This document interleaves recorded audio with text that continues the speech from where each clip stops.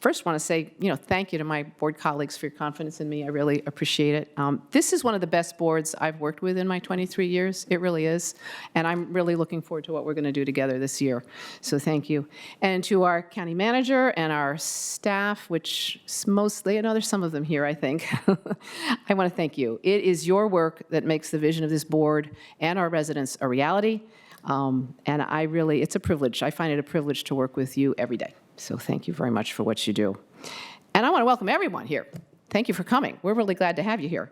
And I particularly want to recognize our school board members. And we've got the chair, Tanya Talento, and the vice chair of the school board, Monique O'Grady. And we've got Barbara Cannon here. And I don't know if any of your other members are here, but I know our superintendent, our acting superintendent is here, Cynthia Johnston. Thank you so much for coming and being with us. Really, really appreciate having you here.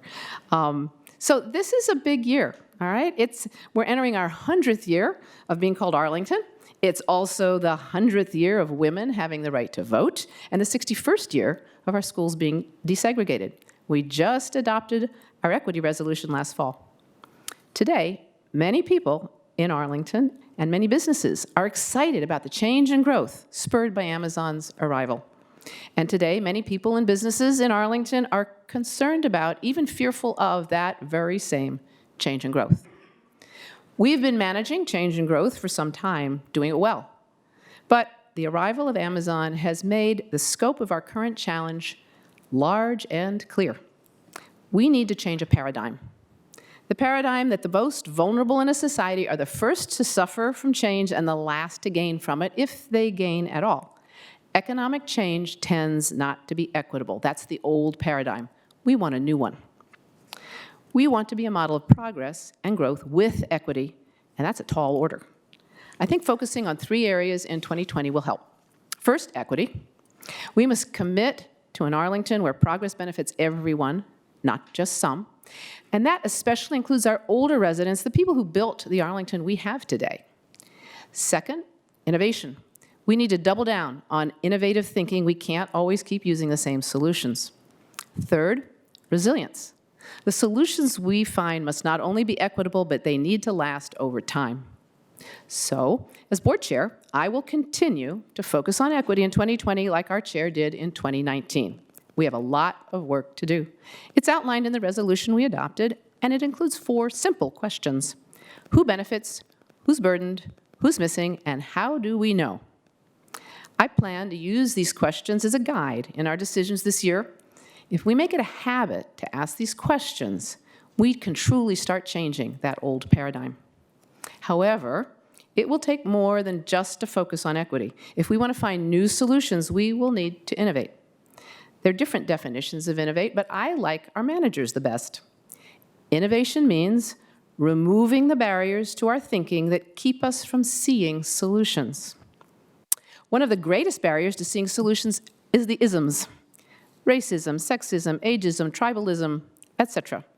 These isms are part of the air we breathe as a society, and we so often don't even see them. Another barrier is the natural caution of doing things the way we've always done them.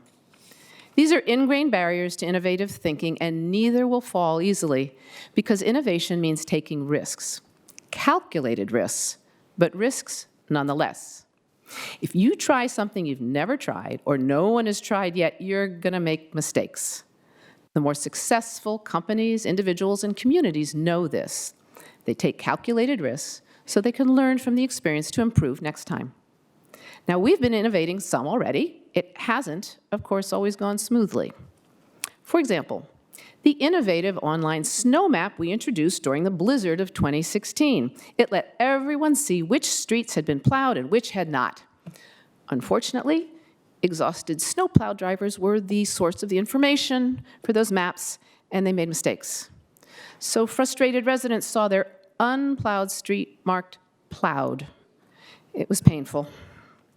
But we used the lessons from that storm to improve. We did. Among other things, we now use GPS, not exhausted drivers, to tell us where a snowplow has been.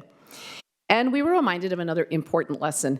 It's always wise to test innovations first with pilots and demonstrations. By this summer, we hope to have some demonstration projects right here in the Bosman Center. including one with streetlights that can charge electric vehicles. We will learn from that and perhaps have a solution for how to charge large number of electric vehicles throughout the county. Sometimes, though, you can't really pilot, you just have to try it. About 2 years ago, we decided to work directly with Montgomery County, Maryland, and jointly hire a contractor to help us in our effort to reduce noise from airplanes flying in and out of National Airport. Neither of us has the expertise to effectively analyze the data and argue our case to the FAA. A joint contract across straight lines like this has really not been tried before, and it's now clear why. We embarked on another painful process of joint procurement with 2 different legal departments and 2 different purchasing departments in 2 different jurisdictions in 2 different states. Elected officials, board members, staff, and especially residents have all become frustrated. People are not always patient with the inevitable mistakes or stops and starts of innovation, nor do they always understand the need to do things differently. And their upset can create a lot of pressure to fall back on the old ways of doing things. In this case, we are finally close to signing that contract with a consulting firm that can work with both our communities and has the expertise we need. And the lessons learned should help us moving forward.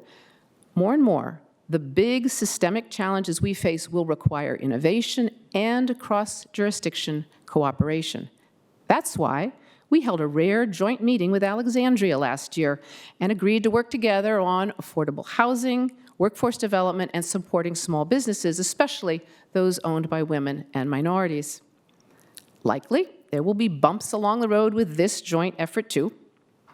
Now, we can navigate these bumps if we maintain good communication with our residents and our public, and if we all keep a sense of humor and goodwill. Which brings me to my third focus, resilience. The challenges of our future require that we be resilient so we can bounce back from setbacks of all different kinds, like climate change. The July 8th storm showed clearly that our 20th century infrastructure will not work well for 21st century storms. When we begin our work on the CIP this spring, I expect to see some very different solutions to stormwater management. These solutions might look risky to some, but will be what we need for resilience in our future climate. To be resilient, you should be healthy. The work of Destination 2027 showed clearly large disparities of health equity here in Arlington. We need to look at community health differently, too. Resilience means being emotionally and socially resilient. That's why the city of Boston identified equity as their major resilience issue. If inequities create resentment and division, then people can't pull together in a crisis like they need to. Here in Arlington, our excellent schools, theater, and art programs enrich our community and help pull us together to be resilient. But growth is straining them as well. Sustaining their excellence for everyone will take innovative approaches in the future. Equity, innovation, and resilience all fit together. So as we celebrate our 100th anniversary throughout this year with panel discussions, films, book talks, and yes, a birthday cake right here on March 16, I hope you'll all come, we will be looking both ways, to our past and to our future. I'm looking forward to working with everyone to help make that future one in which Arlington thrives and no one is left behind for at least another 100 years. Happy New Year. Thank you.